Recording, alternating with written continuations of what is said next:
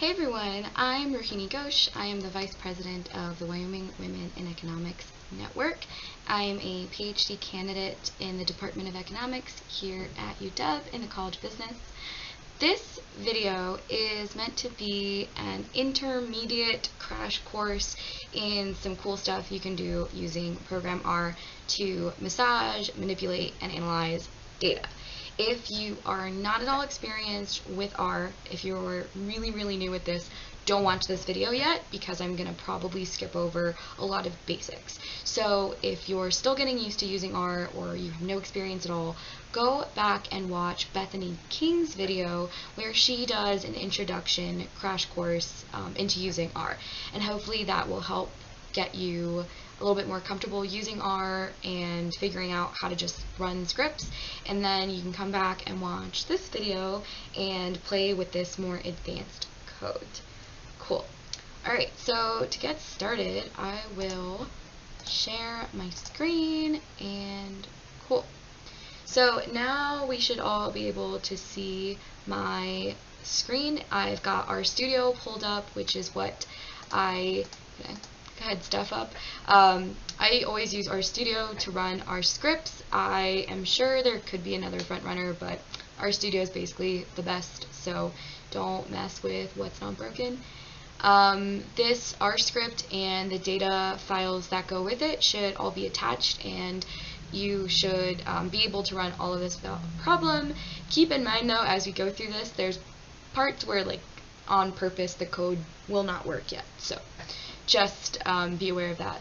So I do have this little line of code at the beginning of all of my scripts, and if I control enter and I run that, it just clears my workspace and the memory that was being used previously because I was running the script and making sure it still worked. And I tend to switch back and forth and have a bunch of scripts and data frames open, and it can get kind of crazy because sometimes when you've got data frames with similar names and you're running a lot of lines of code and it's trying to overwrite something may be going wrong. So sometimes when I just need to run a code really quick and I want to control A and run a whole code, it's just nice to have this little line at the top that clears memory and workspace. It's just a weird little trick that I picked up from somebody and something I keep at the beginning of my code. So next I want to set my working directory, so you can go over to files here and I can see the directory that I'm in. This is the folder, and this is my intermediate script R. And I've got this int_dataset, which is a CSV file, as well as this Wyoming_counties, another CSV file. So you should have these two datasets and your R script in the same folder, just make it easier. And you want to just make sure that you've set your working directory and you're working out of the right place so that this will work. Alright, so we've got this simple little practice data set for you, which is what's in this int dataset. So the first thing that we're just going to do is load our data set. Again, this is not a basic intro to our class or course, so hopefully nothing about this kind of syntax is going to confuse anyone. Y_data is the name that we're giving to this new data frame that we're creating. You can see it over here in the environment. You've got this Y_data, and we use this little arrow which means into, and so into this data set we just created, we are reading in a CSV file. And read.csv is usually pretty clean. Note that there's a lot of ways to read in data files. You can read Excel, you can read TXT files. There's also packages you can load in to read XLS workbooks, and those are super great, but a lot of times I have found it's easier if you've got basic CSV or TXT files that you read in and then manipulate in R, because sometimes with workbooks weird things can happen when you're reading in a lot of data, but there's a lot of options here. But since we've got these little CSV files, we just use this basic command read.csv. This is in the base R, so pretty foolproof. We put in the name of the CSV file in our quotation marks. Always remember to put .csv. I try to read in files all the time without an extension, and it won't work, and I'm like, what is going on? So always something to be sure you're not forgetting when you're reading in a data file. This skip one just says to skip the very first line of code. Sometimes, or sorry, the first line of the CSV file, the data frame. And if you don't include this at all, if you just delete this entire command, then it automatically will not skip anything. But having that in there can be helpful when you know that like that first row is actually empty data or nonsense data. Maybe there's a title in there. That's pretty helpful. Header equals true. Oops, I don't know what happened. Header equals true tells us that we know whatever that first row that it's going to read in has column names.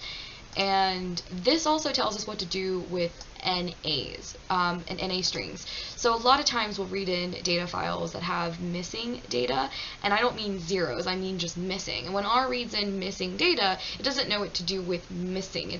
It's calling that NA, right? Doesn't exist. And so sometimes we need to tell R how to identify that that's a missing cell and what to do with that. And so this is just basically looking for empty columns and putting an NA there. And I can actually open up this data set for you so that it's kind of obvious what we're doing here. So this is the INT data set, int data set that you're going to read in. So you see that there's a title, there's a title of the data set up here, and then there's this empty row. So if this was just an empty row, R would automatically not read that in, and it would start from here. But because there's data up in this one cell, R would try to then read in this first row, second row, third row, and then it wouldn't know how to read in your data formats. So that's why we just say skip the first one. If it skips the first one, it'll see this as empty and it'll know to start from here. So always good to look at your data and understand what you're reading in. And then if you just scroll through, you'll see there's empty cells, and they don't have zeros in them, they're just straight empty. So here we're telling R that if it finds empty strings, empty cells, it's just going to put an NA. So we read that in. You can go down here, press this little tab, and see that it's got each column, right? So year, county, INC is income, POP is pop, and then US GDP. If we click on it from our little global environment, we're going to pull up our data frame, and it's always a good habit, I think, that as soon as you load in data, you want to go and open it up so that you're sure that things are being read in the right way. I've had so many times where I've downloaded data directly from a site, not really looked at it, and because of weird missing rows or because of titles, I get a data set loaded in and it comes up with some weird column name that doesn't make any sense, or it just doesn't know what kind of data format it is, because R will try to figure out what these types of columns are. So always good, just open it up, and we see that we have these NAs here, right? Those were our our zero values or not zero, those missing values we had, and so R has basically gone and put these NAs in place as we told it to. So you can also run the summary command over here. That just helps us make sure that everything is as it seems. Again, a really good habit to just get into the habit of checking your data continuously as you load it in, as you're manipulating it. Just keep making sure your data looks the way it should, because you would be surprised the kinds of things you can mess up when you're not paying attention. So we see that we've got this range of years, 2004 to 2019. Okay, cool. So we've got 15 years of data. We've got this county column, which is a character class, meaning those are words. We've got this INC, income, which is actually interesting reading that in as a character, even though if you look at it, income clearly looks like it's a number.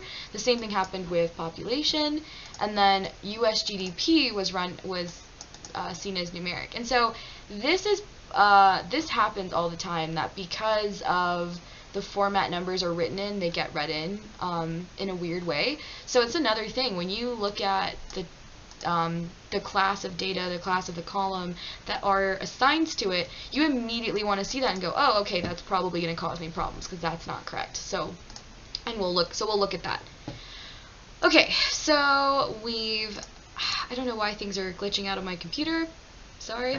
So we kind of looked at this summary, we've seen this data, we know that we have a lot of missing values, and if you look at this, you'll see that these missing values are always in 2019. Can go and summarize this by year or whatever, but basically the 2019 data was apparently not available yet for this data set, but the year is in here. So we find that there are 66 NA values, right? And that's every cell. So sum is .NA. So this is .NA. If you were just to run this little part of the code, it would literally throw back at you a logical explanation of every time there was a missing value, right? So this is .NA basically searches through every column, every row, every cell in your data set and goes and says, is there something here or is it empty? And it looks for that NA value. And so that's what this returns when you were just to run is .NA. And if you put the sum in front of it, which is basically summarizing it, it's just going to tell you that you've got this many missing values. I don't know why it says 22, it's more than 66.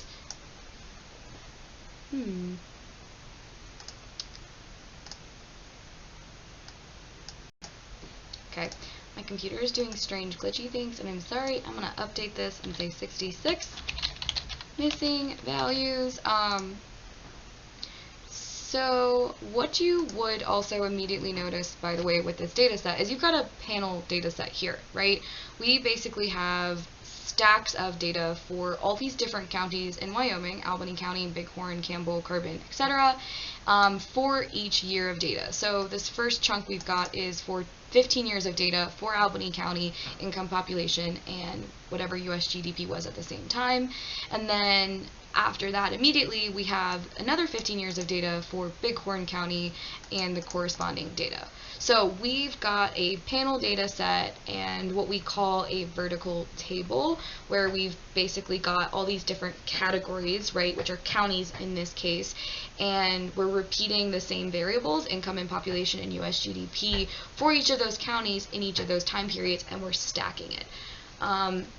And if we're familiar at all with panel data sets are data sets that take repeated observations at different points or places at different points in time. So you've got two dimensions basically that your data is varying over, right? So it's varying over our counties and our year. This is again kind of a random data set. We're not really observing anything super exciting in this particular demo, but panel data is something we often like to work with. So all of these missing values are coming from the 2019 year for each of these counties, and there's 3 missing values for each of that because income, population, and US GDP were not reported in this file. So that's where these 66 missing values are coming from. So when you have missing values and you want to eventually run some kind of numerical analysis or regressions, then you typically don't want to have missing values because it can screw up your analysis, and so you need to figure out what you want to do with them. In some cases, a missing value could actually be a 0. In other cases, in this case, we know it's not a 0. We know it's just because it wasn't reported yet. So you can decide to remove those rows or replace them with other data, right? I mean, that's just a decision that you as the data analyst, the one doing the modeling here or the data management, that's just your decision. Also, so we're about to get into some of the tidyverse stuff, right? So the first package we're going to get into is the dplyr package. And I've included a little link right here that takes you directly to the tidyverse website. It describes all of the different packages that come under tidyverse, and you get a lot more cool information and examples of what you can do. So it's always something to look at. Okay. So we load in dplyr, right? So now we're going to use this dplyr package, and dplyr, so actually, is press our F1 button to pull up our little help window. I love doing this all the time. I forget what a command means. Like I know the command and I forget what arguments go into it, and so I love just pressing F1 and pulling up this little help viewer. So dplyr is a grammar of data manipulation. The first thing we're going to use is this word filter. So with dplyr, it basically gives you some commands and tools that help you sort through your data frame, which then allows you to manipulate your data frame given these different characteristics you're sorting your data based on. And you can see here it has 3 main goals: identify the most important data manipulation verbs, make them easy to use from R, blazing fast performance, and using the same interface to work with data no matter where it's stored. So those are some main goals of dplyr. I basically just think dplyr is fancy. So what we're going to do is we're just going to drop 2019, right? I mean, what's the point of having this year of data that's basically empty? We might as well go 2004 to 2018. So there's definitely different ways you could drop data, some of which are definitely not very elegant. But again, when you've got a lot of data, like a much bigger data set, and you're doing a lot more things at one time, you want to be careful about using the brute force methods, because you could end up doing something you don't mean to do. So this is a really clean way to filter out data, like the command says.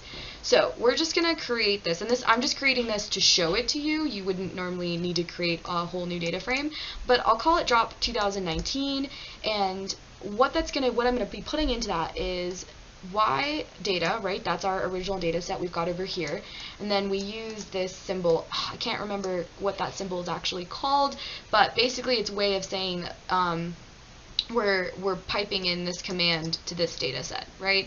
So we're working from our Y data, or our Wyoming data, and we're going to use this filter command. So filter basically says that we want to pull out or filter our data based on some specific column and some value of that column. So year is the column name, and remember that R is very finicky about capital letters, so if you've got a capital letter in your column name, you better put that capital letter or it will not read it. So we're using the column year, and something I often do when I'm about to write a code like this is I go over here to the command prompt, I type call names and the data set name. So it's always really helpful to just know that all your column names are these, and it tells you the number, so it always starts from 1, 2, 3, 4, 5, and if it goes to the next line, underneath 1 it'll say 6, and so you can always count the columns, which is helpful too. So what I'm going to do is filter by the year column, so Y-E-A-R, capital Y, and we're going to filter when it is not equal to 2019. So I actually can link this as well. There's kind of a little cheat sheet PDF thing that I downloaded a long time ago that is kind of a cheat sheet for all of these logical symbols. So there's actually, I don't think I have it pulled up in here. Okay, I'll have to find that and link it. But these are basically called regular expressions, which are the symbols you use to indicate some kind of logical relationship. And these are super handy. I use them all the time in different tidyverse commands.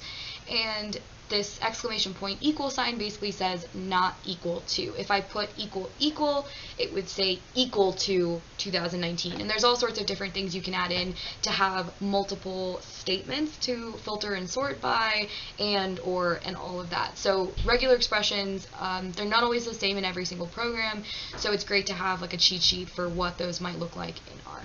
So I'm going to go ahead and run this line of code and show you what it does. So now I've created this new data frame called drop 2019.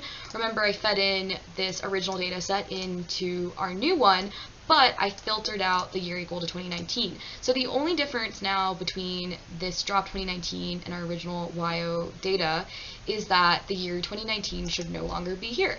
And in fact, it is not. So if you scroll down, you won't see any empty columns, any empty cells anymore, and you won't see the year 2019.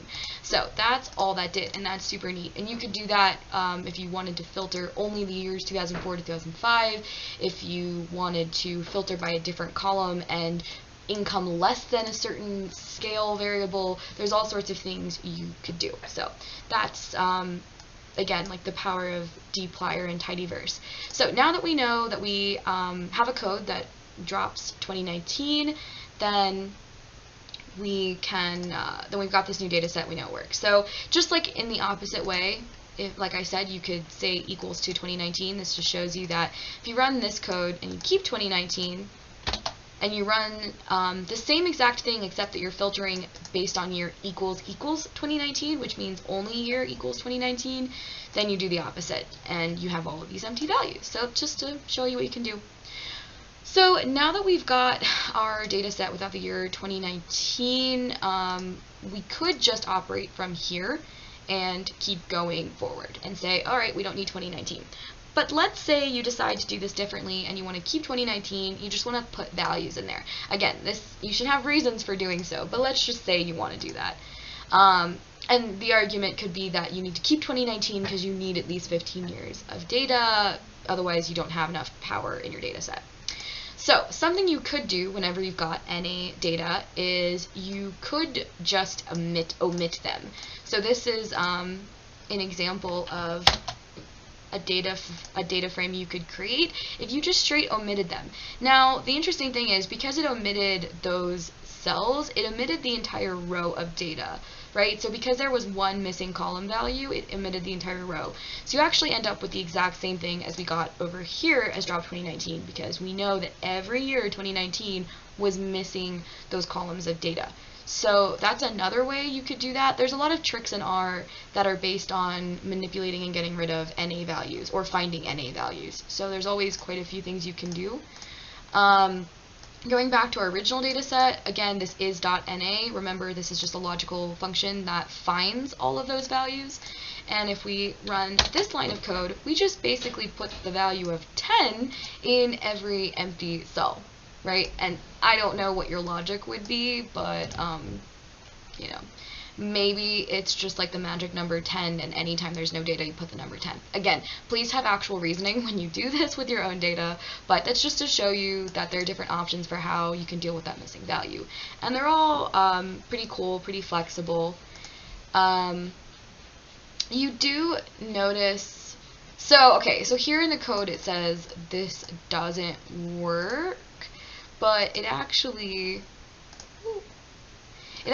did work. But this is kind of funny because sometimes this works and sometimes it doesn't. But remember that when we read in this original data frame, it said income and population were read as characters, whereas US GDP was read as numeric, and it gave you numbers. So a lot of times when you've got character columns and you're trying to stick things into them, you have to be careful because it needs to be reading it in as another character, as a string, and if you try to just put numbers, it doesn't usually work. I'm not actually sure why it worked in this particular case. You can see that this is 10.00, it put in the significant values, the digits, and here it didn't. I don't really even know why that worked, but either way, like I said, we're going to need to deal with the fact that income and population are read as characters. So just to double check that didn't change anything in our data, you can definitely still see that income and population are read as characters. So another cool way to manipulate your data is to use mutate. The mutate command is really powerful. Mutate is basically what it is, what it sounds like. It's to mutate data, I guess. But really, mutate is a command you can use to create new data columns. Because without mutate, you would be surprised at how annoying and difficult it can sometimes be to just create new columns in R, whether it's creating a new column where you added 2 columns up, creating a new column where you've got a logical expression like to indicate 0, 1 if something is bigger than something. There's a lot of options here. So mutate is really powerful. Again, different ways of doing this, but mutate can often be the cleanest way. So that's the way I'm going to show you real quick. So I'm going to create another data frame again, y data 2. in your own code, you of course don't need to keep creating new data frames every time you try to run something, but I actually do it when I'm troubleshooting my code because it can be really helpful to like compare your data frames side by side to make sure you're doing what you think you're doing. And then of course if you screwed up that line of code and you lost your data frame, you'd have to like go back and rerun it. So, you know, it's always helpful. So we create this new y data 2, which again feeding in the original data set, but we're going to mutate 2 of our columns. So in this case, we are not going to create new columns, which we could just create 2 new columns that are equal to the numeric versions, but in this case we're just going to replace them. So again, remember that you can always double check your column names, and so here we have ink and pop. So if I had wrote this mutate as ink, but I had like wrote this with a 2, so that would be a column that doesn't exist, then this line of code would create a new column. But since ink already exists, this line of code is just going to replace that column that already exists with whatever I tell it to. And so I'm telling it to replace it with ink, but as .numeric. So I'm sure we've all seen these as .numeric, as .integer, as .character, right? As .anything basically transforms one class of column to a different class of column or data frame. So super useful. So I'm just going to create this new data set where I replace income and population with the numeric versions of those columns. And so notice that you do get a warning message saying NAs are introduced by coercion. Remember, R does not like having these NAs. So this is kind of funny. I don't know why this created a 10. So really you would be getting this because these would still be zeros and these would still be empty. R is so funny. Sometimes you have to rerun the things a bunch of times. But yeah, do know that when you get these messages, be sure to check on your data frame. Why am I getting these messages? Should I have NA values? Does it mean anything? And it's not the end of the world when it's introduced by coercion. You just want to be aware of what's going on in your data frame. So now that we've got this new data frame, we can look at the format of the new columns. So we've got data 2. So now you see that income gives you these values. Of course, these, I went and confused myself. Remember how I said this code had things in it that purposely did not work to show you? This is one of them, and I went, wow, why doesn't that work? Okay, so you can look at our new data frame, y data 2, and you realize that we actually just have a bunch of NAs. Again, I don't know why that 10 even showed up in the first place. But we've got this error, right? So remember it said NA is introduced by coercion. Why is it that we couldn't just convert income and population from strings into numbers?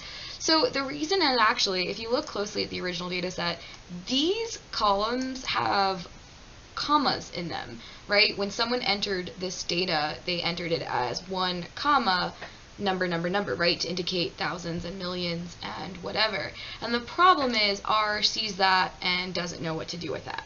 R doesn't know what those commas mean. And so these are like the weird little data issues that you come across when you're scraping data off the internet and things are formatted differently all over the place. And so this is a cool example of why R is really powerful for manipulating data. So we need to go back and we need to fix that data so that it doesn't have those commas in it, and then we should be able to convert it. So go to our data set. Okay, so we're gonna basically now replace this ink column in our new y data 2, and we're gonna use this gsubs command. So there's a couple different variants of like grep. So this grep is in base R. So there's grep, there's grepl, there's gsub, there's a ton of different, like slightly different commands that are in this package, and they're great. I use them all the time because I've got some data sets that have very weird naming conventions. Sometimes there's a dot between names, sometimes there's a dash between names, but they're actually the same thing. I mean, you've come across these things a lot where you basically need to be like finding something and replacing it to match the formatting. So all these grep packages do this pattern matching and replacement, and it's really, really great. And again, there's like a couple different variations, grep, grepl, sub, and gsub, and you just have to figure out which one you need to do exactly what you're trying to do. So in this case, gsub is just going to immediately find this expression, this thing that you've told it to find, and immediately sub in whatever you've told it to sub in from the column that you're telling it to use. So it's really, really simple, elegant, very clean. So remember, gsub is looking for characters and strings, so you always got to put things in quotation marks. And so all we're telling it to do is go through this column, find all of those commas, and then just replace them with nothing, because we put nothing in these quotation marks. And it's going to do this for both of these columns. And so now if I go look at my Y data, I've now got these values that don't have commas in anymore. But they're still going to be characters because these were from the original data set, so we still weren't able to convert them, right? So we still got these characters. But okay, we're getting closer. Now we should be able to change them into numeric once again. So just running the exact same code again, and now we don't see any issue. Our data didn't disappear. And again, oops, we should be able to look at the classes, and finally we've got numeric, integer, population. You can see the range of the values. So finally figured that out. So you run into these funny data issues all the time, and it's cool to have these tricks to manipulate it. This was not supposed to work the first time. Sometimes it does, sometimes it doesn't. I really don't understand why it did. But ideally, now you'd be able to replace any of these values however you want. Typically, if you do have NAs, they will carry over between characters and numerics and things like that. Your NAs will carry over, and you can still decide what to do with them.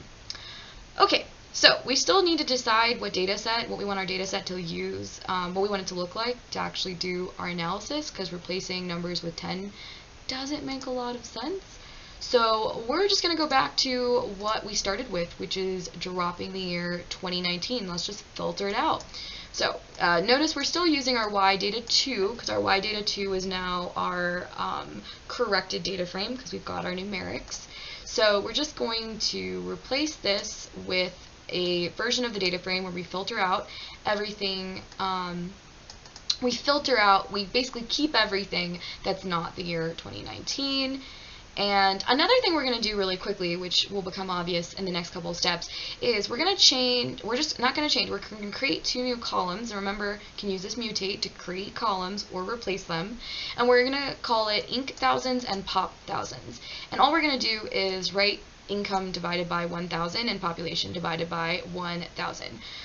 If you looked at how large those units were, we were in the millions. We had 2 commas, and so dividing them by 1,000 just makes them a little bit more manageable to look at. And you just have to, of course, keep in mind in your own data what units you're looking at. So now instead of looking at raw numbers, we're looking at income and population in the millions.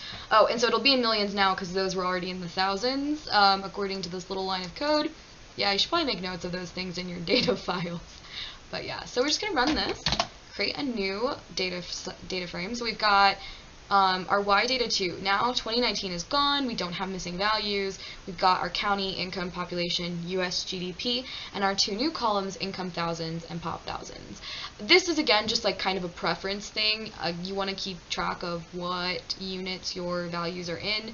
This is technically millions, so this is $963 million, I suppose, for that particular value.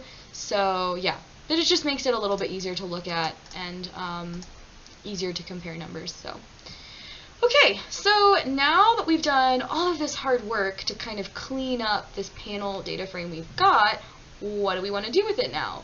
Well, in a lot of cases, you probably want to run some kind of regression, and you can run a lot more complex and beautiful regressions in R. That all exists, but we're just going to use a really, really simple built-in linear model regression from R, just to give you an example. So since we have a data, and Okay, so this is another thing. Because we have a panel data set, you know that if you've taken any econometrics classes by this point, you know that to run a regression on a panel data set requires specific kinds of techniques and models, like a random effects or fixed effects model. We're not getting into that because this is not an econometrics class.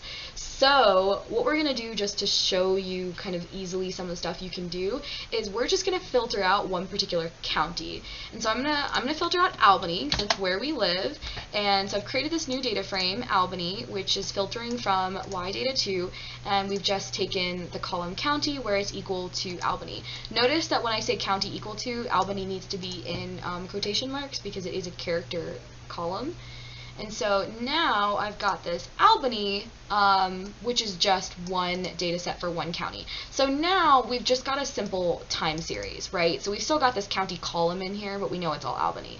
So we're going to do a really simple linear regression on this time series of data now. Again, don't want to get into panel data methods. This is just to show you some simple stuff.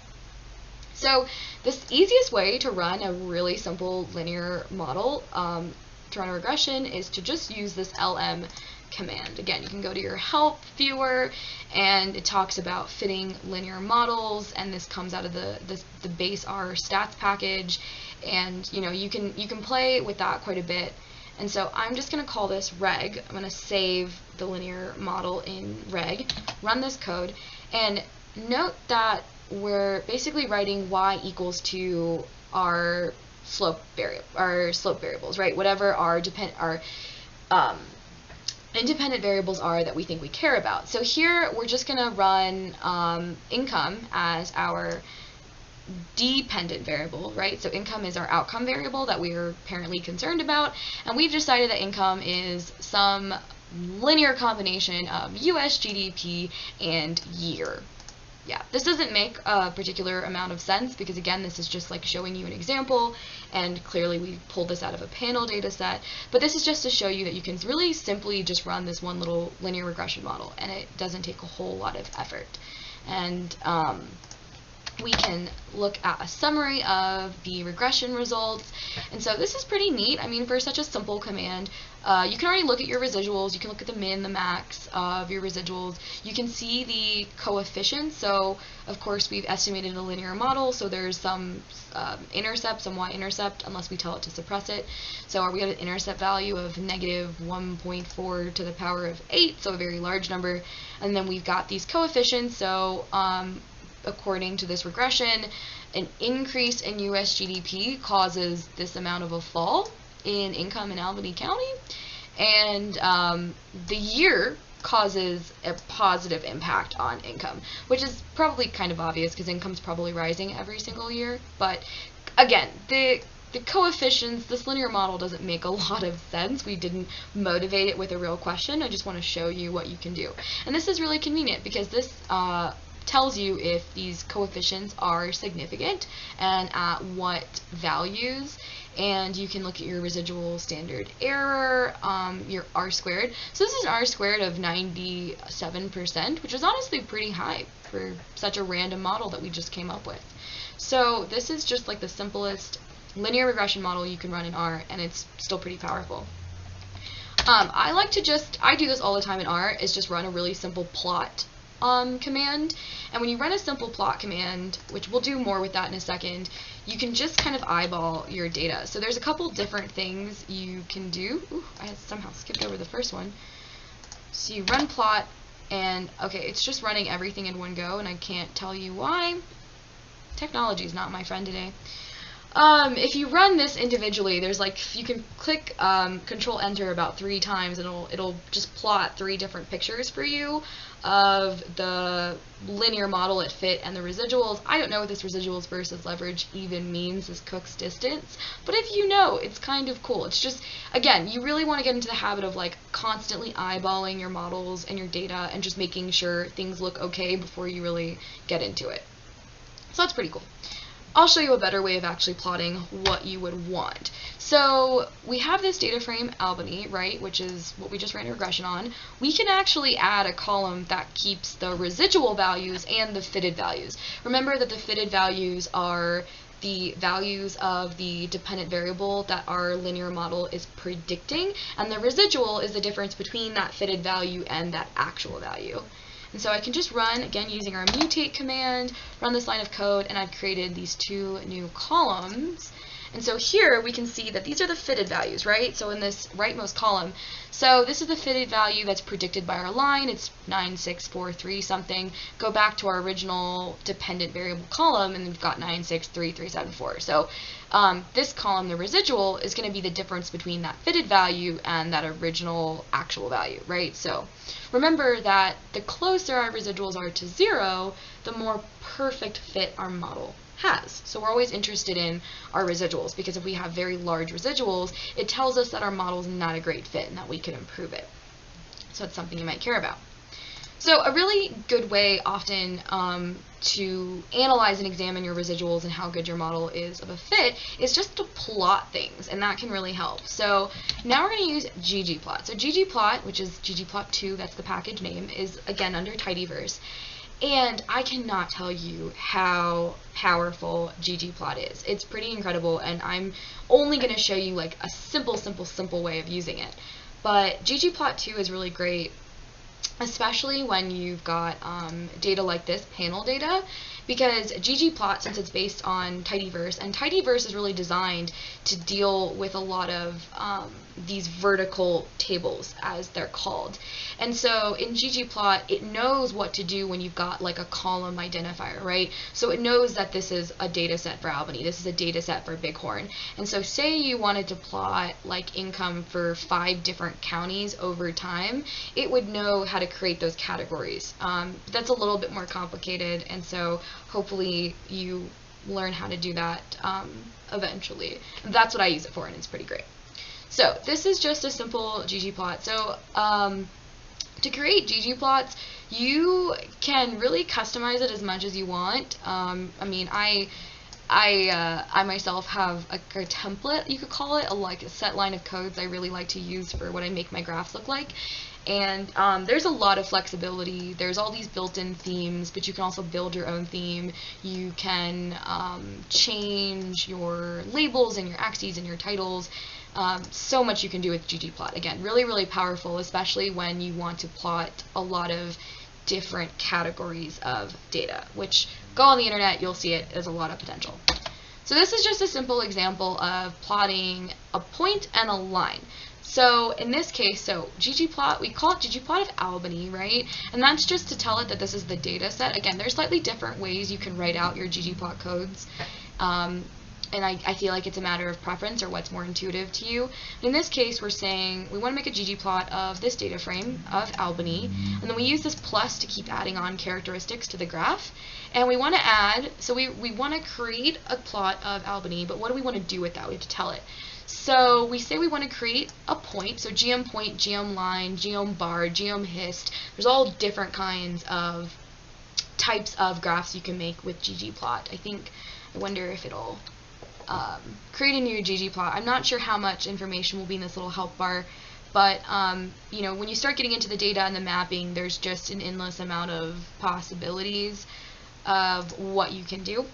So we want to create points on our picture, and we're going to create points using the column year and income divided by 1,000. Remember that we have just been dividing it by 1,000, so the numbers are smaller. So so year is going to be on the x-axis, right? That's the x, and this is the y, and we've got income over 1,000 being plotted. And so those are the points. Remember, we called it those points. Then we also want to plot a line on top of that. Now the line is the x-axis will still be year, but we actually want to plot the fit.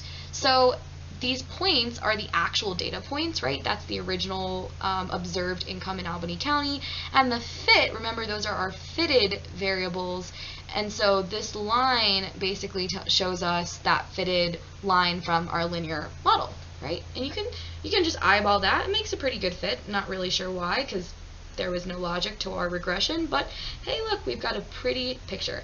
And you can clearly see that in this time series data, income is rising. Great, we've learned so much. Because we are talking about a linear regression model and you want to think about how well your model fits the data, you can also plot your residuals. So we go create another ggplot, again, using that Albany data, right, because we've got everything we need right in this data frame. And now we first plot a line, which is, again, year on the x-axis, and then the residuals on the y-axis. And remember, residuals are coming from this column right here. We saved it from our regression. And then we just create a line that's equal to 0. So this is just creating a horizontal line at the 0 point on the axis. And again, this is just like for aesthetics, so it's easy to interpret. It has nothing to do with the actual data, but that just creates this nice little plotted, dotted line across the axis at the value of 0. And that just shows us, you know, if our residuals are highly negative or highly positive. And so even though, and you know, this is cool to look at, because even though we saw in the previous picture, it looked like our line, our fitted data and our actual data looked pretty closely matched, we do notice that there are some large negative and positive residuals which are probably canceling each other out in the model.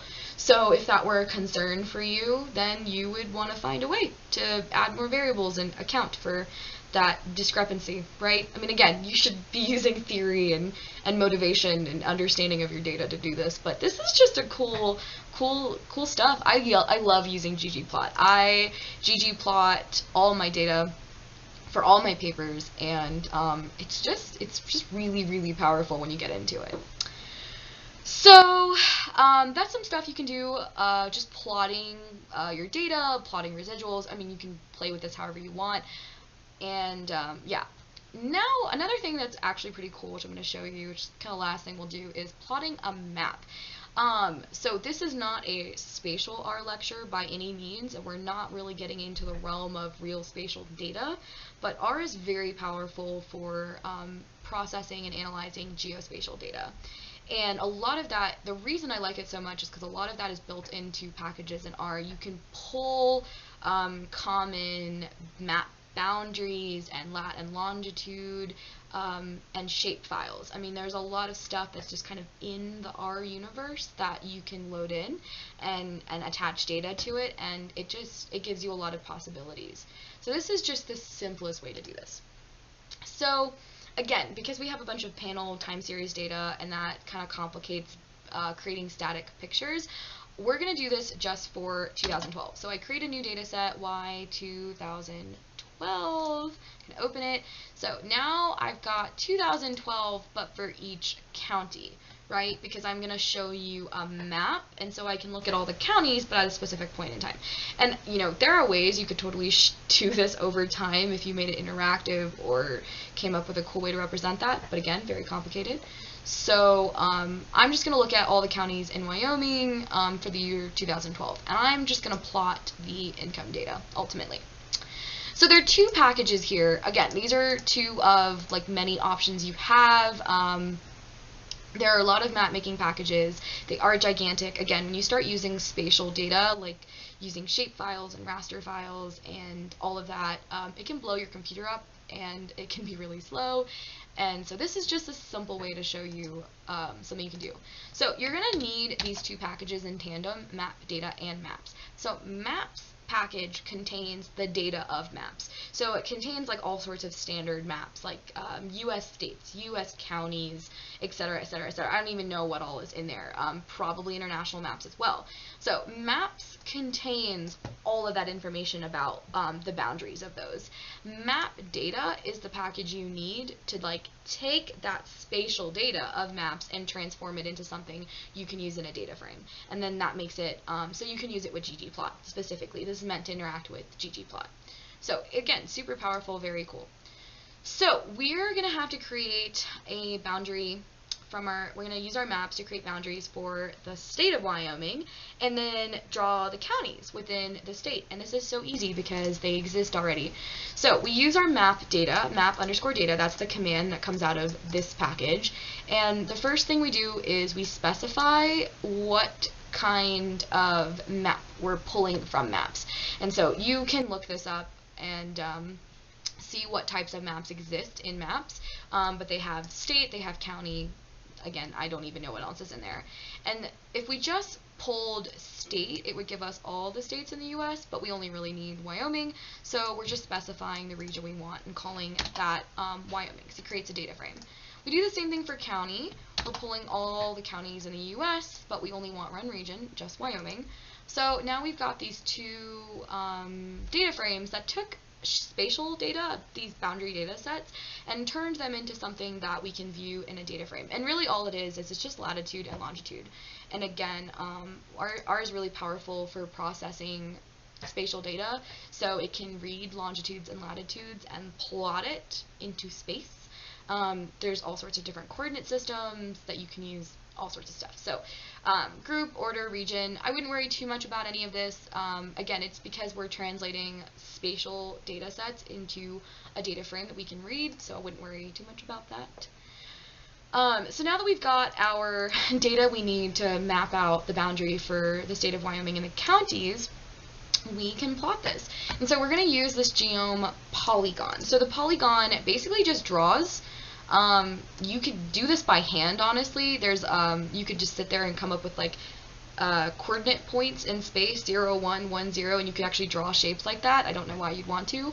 But usually the best way to draw polygons is using longitude and latitude or a different coordinate system to plot some kind of known boundary. Again, lots of options there.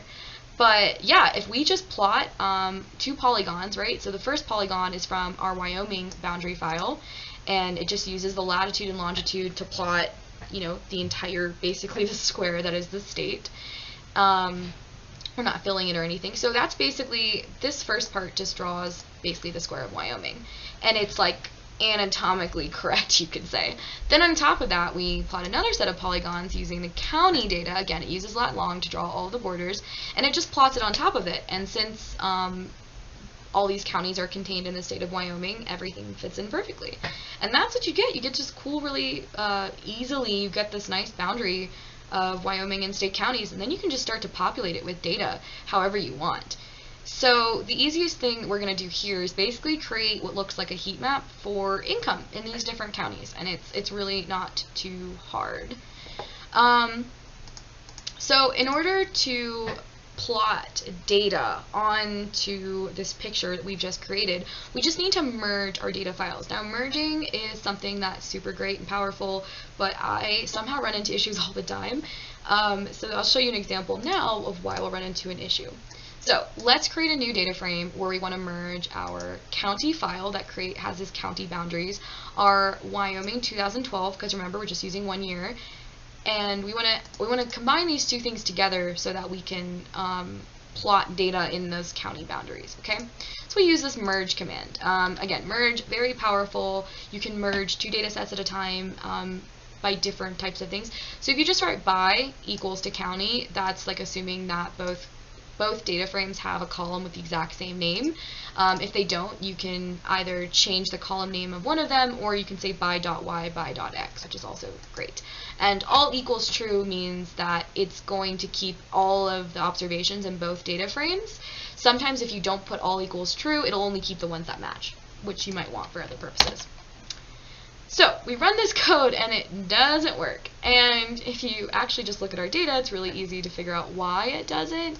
So go look at county and realize that it says subregion is Albany. It doesn't actually say county, right, as the column name. And remember, they have to match.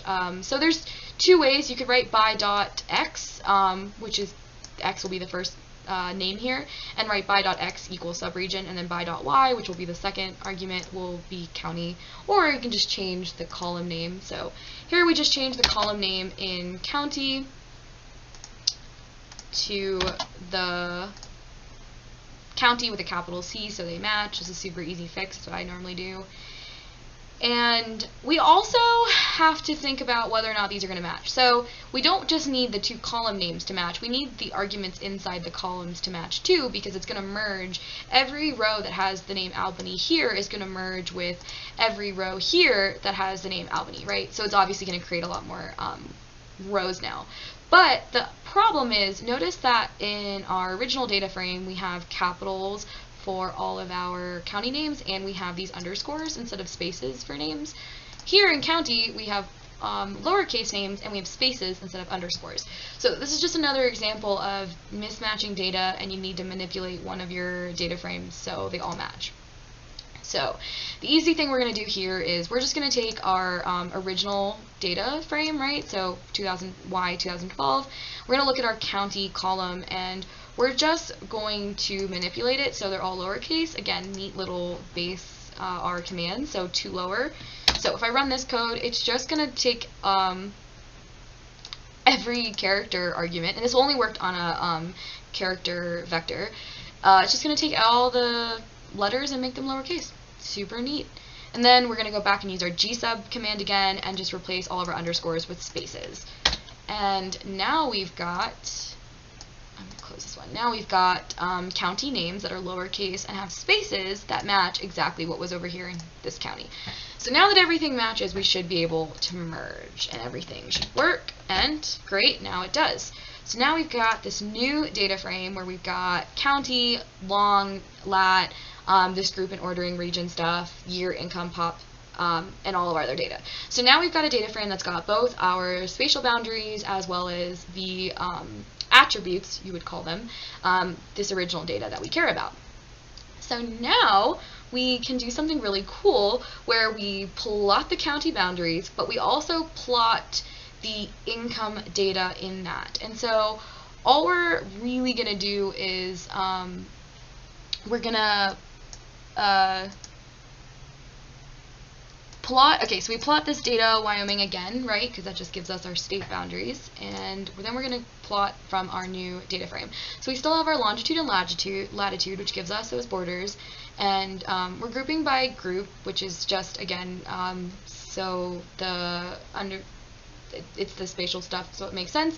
And then we're going to do this fill. So again, play with ggplot and you see these really cool things, but filling often tells us what the color or value of something is going to be. So if you had bars and you said fill, it would tell you what the values of those bars should be on a bar plot.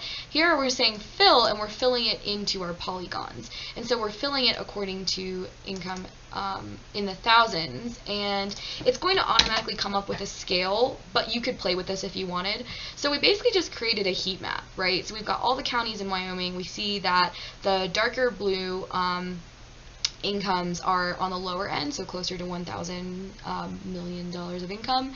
And then at the top of this legend, you see that the lighter blue is 4 times that.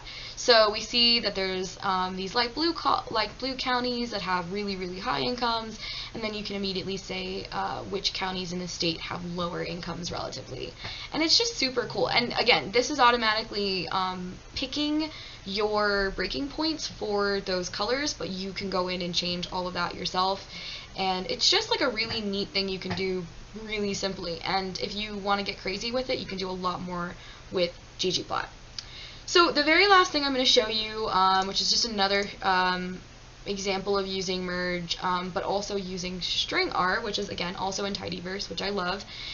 I'm just going to show you this. There's no real purpose to it other than showing you how to use string R. But let's say that I have this cool data set, I've got these boundary files, but I have even more data I want to connect to this, right? Especially with spatial data, you've often got a lot of like attribute data.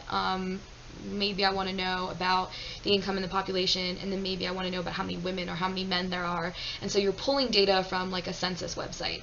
And so let's say I pull data from a census website, but rather than having those county names like Albany, Bighorn, it actually just has county FIPS codes. This happens all the time. FIPS codes are just so fun to deal with. So I have an example here in the data that I've given you. So I'm going to read in this file, the CSV file called county FIPS.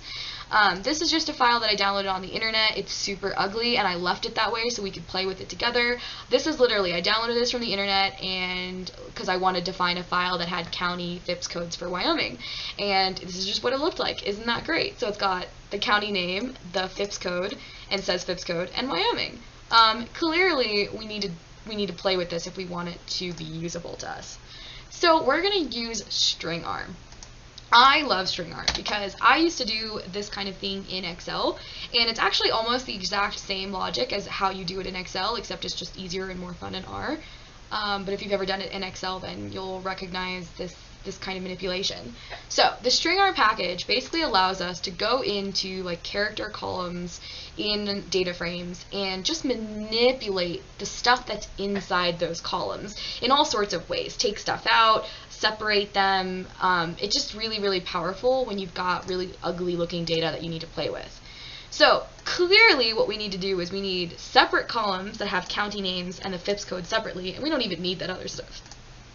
So first thing I'm going to do is, and so I put this as.data frame in front of this. A lot of times when you run a certain command, it doesn't return a data frame. It depends on where that, what package that command comes from. So in this case, this won't return a data frame, so I'm putting as.data frame in front of it so that we still have a data frame. So county FIPS, and so all I'm going to do is I'm going to do the string split fixed. Again, there's all sorts of ways to do these string splits, as you'll see, and so I'm just going to use the string split fixed command, and I'm going to take this county FIPS, it's column, all rows, column 1, because there was only one column, and I'm going to split this column based on spaces, because there's spaces in between each of these things. And then the number 6 is how many columns do you want to put it into, and that's again like a judgment call, right? 1, 2, 3, 4, 5, or do I want 6? And so I said 6 columns in this case because it's going to split every space, and I don't really need the word county either. So I'll show you what this looks like. So when I run this, now county FIPS is turned into this. Look at that, so much better. Now I've split all of these strings up. And I immediately see that I only really need this first column and this third column. So I'm going to replace my county FIPS data frame with just those columns I wanted, which is the second column and then the fourth, the fifth, and the sixth column. Or sorry, that was me removing them. So if you put data frame and you put these square brackets, and you put a comma, so this first one is rows and the second one is columns. If you put a negative in front of the columns that you're selecting, it's basically deselecting it. It's kind of the cheat way of doing it rather than using mutate, and I just wanted to throw that in there because I use this a lot still when I'm kind of lazily editing things and just kind of randomly dropping columns to see what happens in my data frame, so I just put that example in there. So now I've got this county FIPS that only has county names and county FIPS codes, which is basically what I need. And so I'm going to change the column names, right, because there's basically no column names, so I'm going to add those. So I've got county and I've got FIPS. I put capital C for my county so that it matches the other column, and then I just called this FIPS because those are FIPS codes. Now I'm going to go back and use mutate and be a little bit more elegant about this, and I'm going to change these columns. So part of it is that if I show you the types of data we've got in county FIPS, so for whatever reason, county is not being, you can also see it down here. County is being read as a factor, FIPS is being read as a factor. Weird stuff happens when you're reading in data that's like all mushed together in one column. So I need county to read as a character and I need FIPS to read as numbers, right? So that they're going to be usable. Or actually I read FIPS as characters. So I read FIPS as characters because I'm gonna play with them again using string-R, so I'll show you that. So run this. Now I've got same columns, I've just changed the formats, so now county FIPS did that. Oh, I'm not actually replacing my data frame. See, you gotta be careful about these funny little things. Okay, gotta put this, so I actually replaced my data frame, so I replaced my data frame, and now I've got these two character vectors. So the reason I still kept FIPS as a character vector is because I want to string R on it again. So I don't know how much you're familiar with FIPS codes, but the first two numbers of a 5-digit FIPS code is the state FIPS, so there's 0 to 56. I know there's only 50 states, but US territories are in there as well, and DC I think also has its own FIPS code. So, or maybe there's more than 56 states, I don't know. But 56 is the state code for Wyoming. And then the last 3 digits of a FIPS code are the county codes. So you need the entire FIPS code to figure out what county and what state. But oftentimes when you're dealing with a specific state and you have like some kind of FIPS county identifiers, you only need the county part of the FIPS code. It just totally depends on what kind of data you've got. So let's say, for example, I don't need the state identifier, I just need the county identifier. So I want to remove that 56. So I'm going to come in here and I'm going to use a string command again, and I'm going to replace county FIPS. I'm going to replace the FIPS column. Again, I'm using my lazy terminology of just putting county FIPS and calling the column here rather than using mutate. Again, just other ways to do it, kind of lazy. And I'm going to use the string subcommand. So the string subcommand basically says that you're going to look for a string in a column, and you can tell it basically where to start or where to end. So I only tell it where to start, and I just say start from 3 to the left, right? So 3 from the left means it's going to start at the left, and it's going to count 1, 2, 3. And so it's only going to start 3, and it's just going to go towards the end. If you had extra numbers at the end of these FIPS code that you needed to get rid of, you'd also put a stopping point of like at the 6th or 7th digit. Super easy, clean. And now I've just removed that state code from the FIPS codes. So now I've got county names and county FIPS identifiers, which can make this really convenient to merge it in with a whole bunch of other data. Now I can merge it in with my other data frame, and I just merged this in with the original data frame that I had. And now we've got this original data file that's got county, year, income. Now notice that because I merged it in with the original data set we were working with, both data files had capital letters and underscores for the way they wrote in those county names, so I purposely just merged it in because it worked. If I try to merge it in with, so I'm just going to call this test. If I tried to merge in this data frame we've been working with all this time, right, Y 2012,